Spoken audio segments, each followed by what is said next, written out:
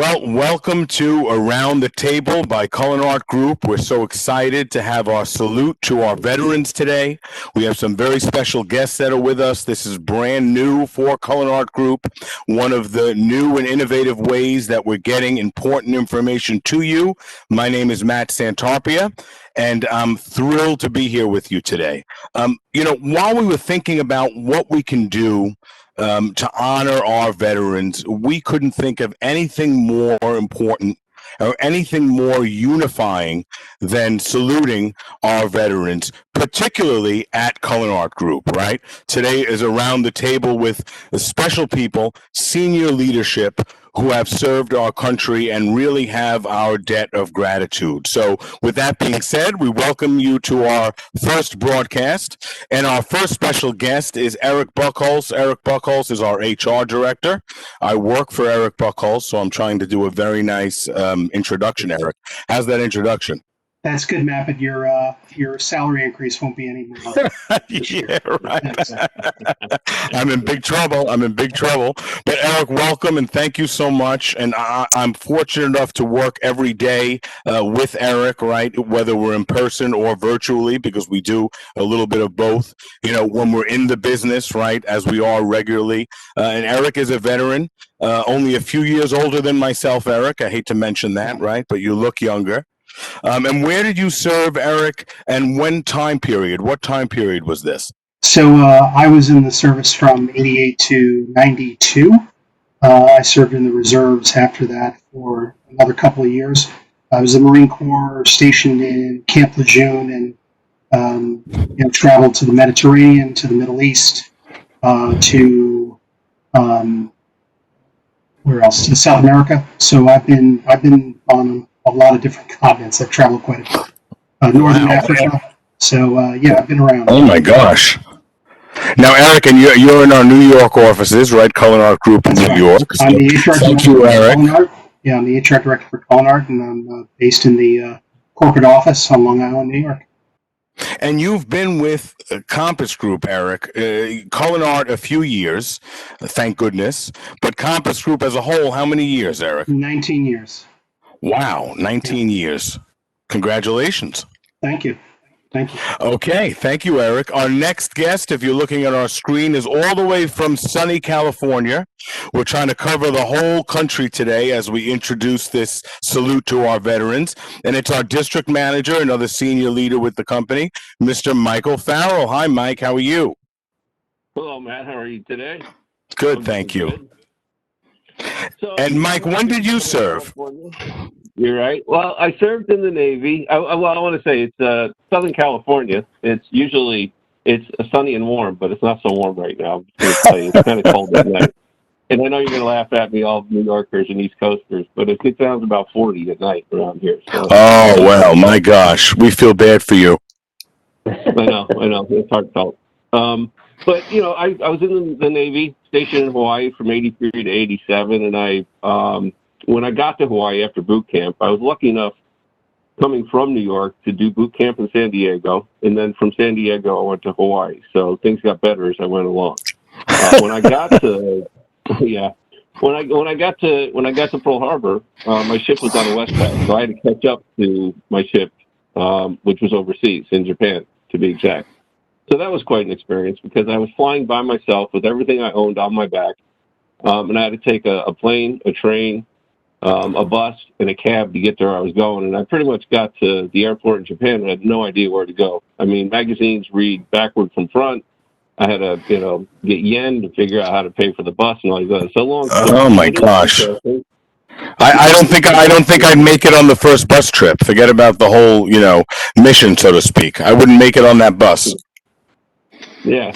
So after that, once I got to the ship, we were in Japan. I got to go to Korea, Seychelles Islands, the Philippines, and it was interesting.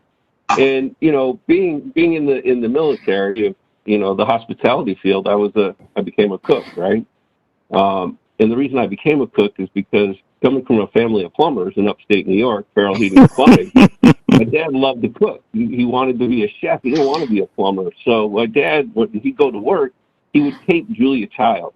And then when he'd get home, he'd watch Julia Child, and he'd cook in the summers. And I can remember We were having a summer party in our backyard, and I woke up. It had to be 7 o'clock in the morning, and my dad had he was going to roast a pig, and on our kitchen table was this pig, which I didn't expect to see coming, 7 o'clock in the morning. But my dad truly took, being a chef to heart, watching Julia Childs, and he really put himself out there. He did most of the cooking for Thanksgiving as well, which kind of drove me into becoming a cook.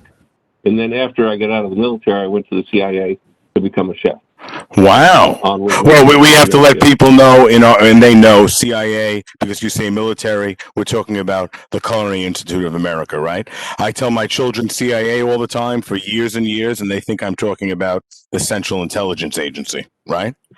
So, Mike, thank you. Thank you for that. And we're going to come back to those lessons learned, because as we honor our veterans today, and something we should do not just today, right? Like we say that around holiday time, but we should do that year round, because we have so much to be thankful for that allows us to do what we're doing right now. And it gives us essentially our freedom and democracy. So when you think of it in those terms, it wows your mind, right? So with that being said, speaking of wow, from the state of Pennsylvania, controlling our locations in the Pennsylvania marketplace for CulinArt Group is Steve Disalvio. Steve, welcome. Hey, Matt. Thank you. Thanks for doing this. Thanks for having me. I appreciate it. You're welcome. Thank you. A little bit about me. I served in the Army from 2001 to 2003. I joined after September 11th. Just felt a duty to serve at that point, so decided I would buck up and joined for a couple of years in the Army. I had already had a career in culinary. I'd been through culinary school and was already a sous chef at a restaurant, and so joined as a cook, which made it a little bit of an easier transition, let's say. I was stationed in Fort Sill, Oklahoma. Nothing like San Diego. A little different than Hawaii, I think. We can all agree on that. Yeah. Hawaii. So I was attached to Field Artillery Battalion, Fort Sill. So stationed there, permanent duty, and then obviously we deployed in 2003 for Operation Iraqi Freedom over to Kuwait and then up to just outside Baghdad. So. Wow. And so many people, as we've all chatted about this in the past, and it's so good that we can bring this to a larger Compass Group audience, right? But so many people after the tragedy and attack on 9/11, focused on the military. Thank goodness, right? I mean, and you're part of that wave. And it's interesting because we have three different, not generations, but three different parts of the service, of the armed services, right? And three different time periods, all very pivotal, right? As we look at 2020 and 2021 too, right? So it seems like we concentrate when we talk about things like this and diversity on what kind of unites us. We mentioned that. And there's so much more that we have in common than separate. And all your stories certainly have that common thread, right? Let's talk a little bit about what you learned in your armed services, because one thing that I've noticed in working with Erik, and being lucky enough to be able to pick his brain about certain things, there is definitely that military background of honor, integrity, that kind of drives him through his decision-making process. And I see that kind of every day. So that's the question for now at our virtual table is what positive items did you learn and how do you bring them to CulinArt Group and the workplace? And Mr. Buckholz, we start with you. Thanks, Matt. I would say probably, I don't know, to be able to put myself out there, to have a little courage, to be confident. I think the challenges of being in the military and traveling the world is, as Mike was talking about, you have to learn to adapt to your surroundings. You have to, push through under tough circumstances, right? If you're going to be successful. So I think that's one of the things that I've carried along with it. I'd like to say attention to detail was another one, although they push that in the military. I can't say that I've carried that over to civilian life, but I try to stay somewhat organized. Um, It's not easy to stay organized today, right? yeah. But I think and to some degree, like listening skills, right? Because a lot of times you only get one chance at something. In the military, they give you an order, you got to carry that out. Although you rehearse, you prep a lot, you only get one chance to do it. And it's interesting. I just want to touch on something because you were talking about how it's different time periods with all of us. And when I caught up with Mike earlier, I learned that he was in San Diego, and then I did boot camp in San Diego. And then getting Steve's profile a little bit later, I found out that I was in Kuwait and Iraq, and he was in Oh my Kuwait and Iraq. gosh. So, I joked and said to Steve, we probably chewed some of the same dirt, which is a quote out of a movie from the '80s, right? Just to date ourselves. And I didn't know that about Mike, and I didn't know that about Steve, but we've been a lot of the same places, just obviously not at the same time. So it's pretty cool to get to know them that way. Wow, well, that's great. That's great. It's interesting. And every time I meet a veteran or someone who served, right after I thank them, right, because I think that's so important. We talk to our children about that too, right? Thank your veterans for their service. I always, if they're around you, any of your age groups, I always think you know each other. I'm like, oh, you must know my boss, Erik Buckholz. You must know Steve Disalvio. Like as if there's a meeting where all of you are talking to one another, and they look at me as usual like I'm crazy. But with that same question in mind, Mr. Farrell, what positive attributes did you learn in your service to our country that you use every day at CulinArt Group? Well, Matt, I gave this some thought. I really did. And going into the military, what they do is they typically mold you into what they want you to be. So it's kind of the breakdown, build up concept. So, and during that process, it's perseverance, it's self-reliance, it's discipline, it's organization, it's teamwork. But, I gave it a little deeper thought. And I thought, coming out of New York and being put on a ship with 275 other guys that you don't know, boot camp, and then, all the other things, I think it was the beginning of, and whether I realized it or not, was my introduction to diversity and inclusion, to be honest with you. Because you have to learn to adapt to everybody that's on the ship, all these new people, they come from different states and different cultures. And then traveling around the world, like the Philippines and Japan and Korea, I was being exposed to it, but I didn't know what it was. I think I know what it is now based on, the way we go about our business and Compass Group. So that's how I'm going to relate that. That's great. What also strikes me as we get to Steve is, and I mentioned this yesterday when we were kind of rehearsing a little bit and talking to one another, that I have never met a veteran specifically. We work so much. So at CulinArt Group specifically, and you're part of a larger group, right? There are other veterans that work for us too, but I've never met a veteran that was not humble. Right, that didn't want to they didn't really want to talk too much about what they do, and you thank them over and over again, and they say, we appreciate it, but you don't have to do that. And I think that's part of service too. Am I right about that? Is that part of what you learn too? Because that's a trait that we don't see enough of. Yeah, definitely. Great. So, Steve, tell me a little bit about some positive items that you bring into the workplace every day. I definitely agree with everything that Erik and Mike said. I mean, organization bordering on OCD with me, detail-oriented. But what I kind of relate it to is calm in chaos.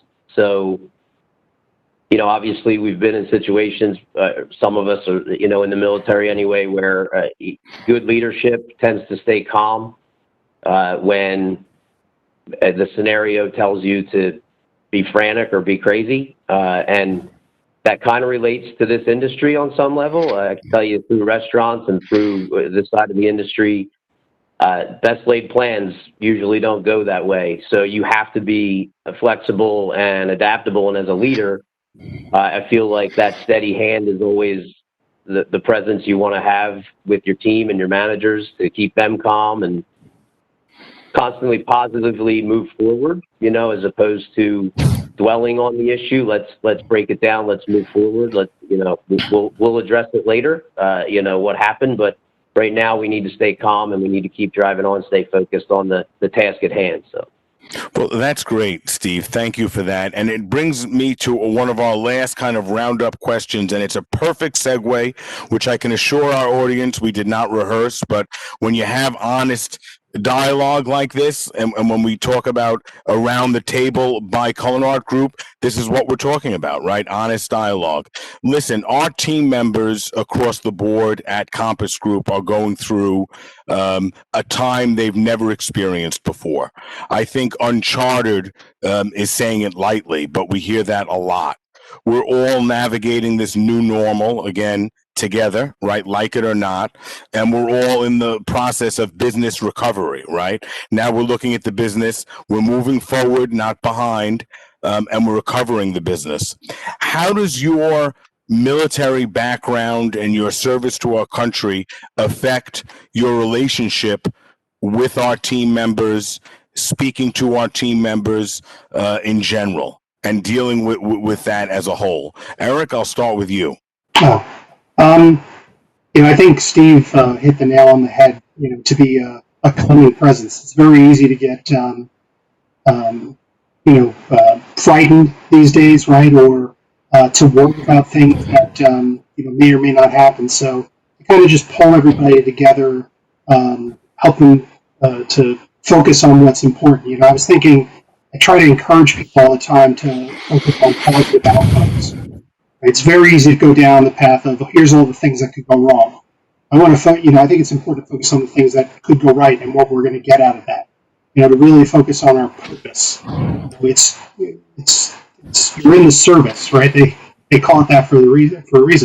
When you're in the military, and then you're in the service industry, and it's all about taking care of people. And so that was kind of what I was thinking about before we came on to this call. Is it's so important to really understand, to empathize, to appreciate, and to help guide those folks through difficult times, whether it's COVID or it's a downturn in the economy or a unit where the population, half of it's gone, right, and we're serving fewer people. It's very easy to get discouraged, but there's always opportunities for things to get better, right? And create that. If we focus on our purpose, not just the transactions, right, the day-to-day transactions, I think we're more effective, we'll be more successful, and it makes us better people. Thank you, Erik. Thank you. Mike, how has this helped you to, assist your team, your managers, your hourly team members, through this challenging period? Well, I agree with Erik and everything that Erik said, and I sent out an email yesterday because my team has gone through the accounts that are open, like Brentwood, Meals on Wheels. They're feeding the Veterans Administration. I mean, they're going above and beyond. So, my team at Francis Parker, which we just opened, the upper and lower schools, they were nominated as Faculty of the Month, which is subcontractor, and they were nominated by the students. So they ended up in the newsletter that James Bond puts out, and I was very proud of that. Also, Brentwood was mentioned in the Compass Group kind of newsletter that goes out as well, and it led me to put an email out yesterday to kind of identify these folks and as a team, and I really it kind of struck me, what these people are doing and focus on the positive, because these are all positive things in a very difficult time, I would say. And so I just wanted to let everybody know, my managers that are out there and they're working, I wanted to make sure that each and every one of them, that I was proud of them and their teams and the work that they're doing. So focusing on the positive and what the future holds, because this isn't going to go on forever. And what it's done is it's going to create opportunities that probably didn't exist before. So focus on those things and moving forward and how we're going to, move our business forward, which it will eventually, and be prepared. I mean, in the military, you have to be prepared. You talk about PPE, you talk about social distancing, you talk about right, correct. On top of, right. So I think those are the things that we focus on. And being from a military background, that comes natural to us. So those are the things that we talk about. And Steve, you started the conversation talking about kind of righting the ship with your team members and steering the ship through these, again, wavy, uncharted areas that we're all going through right now. So how do you do that with your service background in the forefront? So again, I want to acknowledge everything that Mike and Erik said. Those are tools I use as well. But one of the things that I try to rely on is that honor and integrity. The integrity piece is big. You know, it's a very unstable situation, and a lot of people have that anxiety. And I think honesty and being as transparent as you can with what you know, and when you do talk about what could be coming, talk about the positive aspects of that. But people, you know, what they're looking for is answers, and sometimes we don't have them. But I think being transparent, even saying that, is important. Letting them know, you know, we don't have all the answers right now, but you know, trying to give them some comfort and some stability in where we're at and where we're going. And that, again, I think that honesty is important. I see it with the team just in general, knowing that what they're going to get from me is no BS. And I think they appreciate that, whether it's hard news or good news. Just the fact that they're getting clarification and honesty is important. Wow, that's great, Steve. Thank you. I have a few more thank yous before we wrap things up for today. And again, this is our first Around the Table series by CulinArt Group. We want to thank our marketing and brand strategy team, specifically Ali Bernardi, CulinArt Group VP of Marketing, and Jen Espada. Jen works with Ali, and she's really bringing all of this to life and producing this for us. So thank you, Jen. And we'd like to thank the very top of our company, because as we look at D&I and we talk about honoring our veterans, with everything else or every program, it starts at the very top of our company. So we thank our CEO, Tom Ike, for supporting this initiative and making sure that we get it across the finish line. And last but not least, our president, Mike Purcell, who was instrumental in bringing everything that you're seeing right now to you, in front of you on your computer screens, phone, tablet, etc. So with that being said, gentlemen, I think that was pretty good for our first one. What do you guys think? Not too bad. Yeah, Well, thanks, Matt. Thanks. Yeah, not Next too time. shabby. Yeah, thank you all for joining. And remember, everyone at CulinArt Group and Compass Group Beyond, we owe a debt of gratitude to our veterans. We salute them today and always. And gentlemen, I can't thank you enough. Have a great day. Take care. You also. thanks. Take care. Thank you for having us. Thanks, Matt. Thanks, Erik. Thanks, Matt.